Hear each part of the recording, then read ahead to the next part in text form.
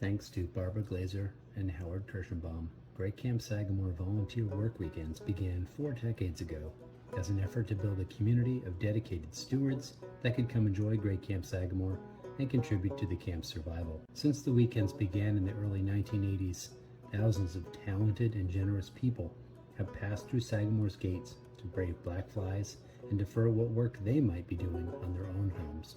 Sagamore started with a 3-day spring volunteer weekend, and soon a complimentary 2-day fall weekend was added.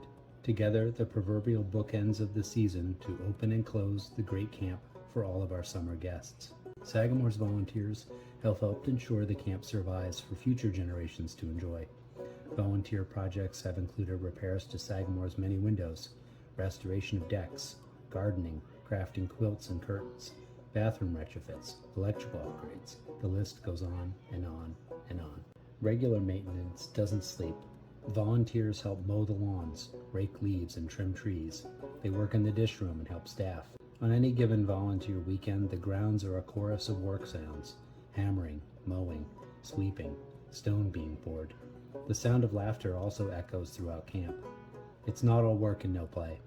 Volunteers publish a newsletter, put together a spring talent show, play games, paddle the lake, or even just recharge in a comfy chair at the dock. Sagamore volunteers are in large part the beating heart of camp. Sagamore would not be what it is today, a world-class educational institution, without the support of the thousands of volunteers who have come to hammer, sew, paint, wash, wire, plumb, mow, dig, and toil. For this year's gala, we want to honor all of our volunteers, but like many award ceremonies, we just don't have the capacity to highlight each and every one who has been ever so generous with their time, the thousands of individuals that we're so blessed to call friends of Sagamore. For this reason, we've selected a few of Sagamore's longest-standing volunteers as the faces of our wonderful volunteer group. Today, we honor Dale Iannone, Leslie Dykeman, and Marilyn Vona.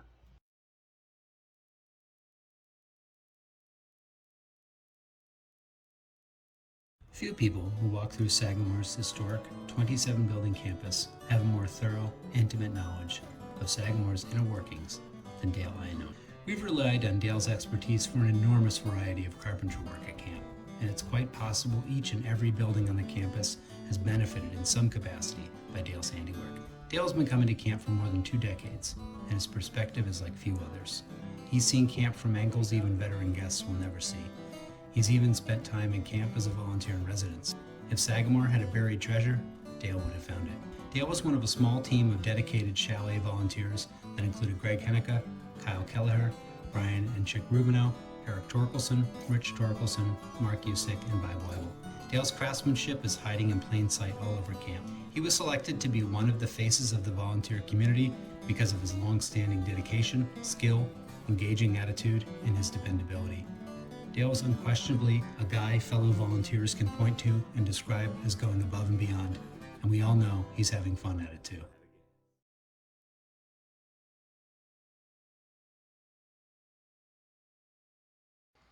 Thank you, Sagamore, for asking me to represent volunteers at the annual benefit.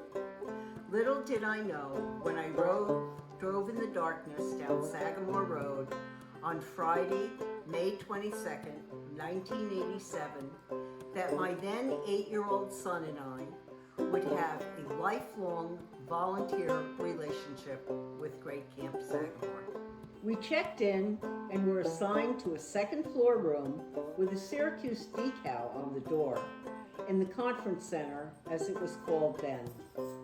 We made our way over to the main lodge living room, where I met Bill and Vivian and Joan, who immediately made us feel that this was home, and I knew we would be returning even though the weekend had not even started. Return we did, and added a fall work weekend to our yearly Sagamore visits. Now, 35 seasons later, I'd like to recognize Pat, Irv, Dave, and Fritz, who were Memorial Day hosts, no longer with us. Elmer, Tony, Jim, Myra, and Neil, Red Chair recipients who have also passed. and Betty, Sally, Nan, Bill, and Vivian, whom I developed lasting friendships from my volunteer days. Volunteering was never about the work. It was always about the wonderful people who choose to make Sagamore a better place to visit and ensure it remains as magic as it was to all those who gathered 2 weekends a year. I am so grateful to you, Sagamore, for work weekends.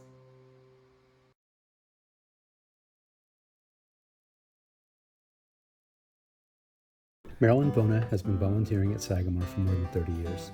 She started coming to Sagamore with her sister, the late Pat George, and the two could be spotted in camp no matter what time of year, even the winters. Rumor has it that Marilyn, Pat George, and Chick Rubino were quite the trio when it came to making fun and trouble. Long-term volunteers won't soon forget pink flamingos or the silly props that would find their way around the grounds. Marilyn loved Sagamore and the long-lasting friendship she developed throughout the years. She was a talented and prolific wildlife artist, and over the years she donated dozens of her paintings to the auctions and raffles that were held on the volunteer work weekends. The money she raised was always donated to Sagamore. A decade ago, Marilyn invited her granddaughter, Lisa Clark, to join her for a volunteer work weekend, and they've been coming to Sagamore ever since. Two of Marilyn's great-granddaughters, Lisa's daughters, also joined them for a few work weekends. Marilyn always looked forward to her weekend getaway adventures to Sagamore and took great pride in building the family tradition. Unfortunately for the Sagamore family, Marilyn passed away 2 weeks ago. She felt blessed to be recognized as one of the faces of the volunteers.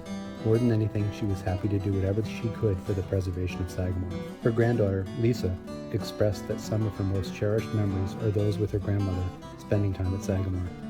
Sagamore was Marilyn's own secret getaway place in the woods, and she absolutely loved every minute she spent at camp. Sagamore just won't be the same without Marilyn Vona in camp. She will be remembered for her passion for painting, her kindness, and her warm spirit. Marilyn poured a lot of love and energy into her secret getaway place in the woods, and she'll always be a part of Sagamore.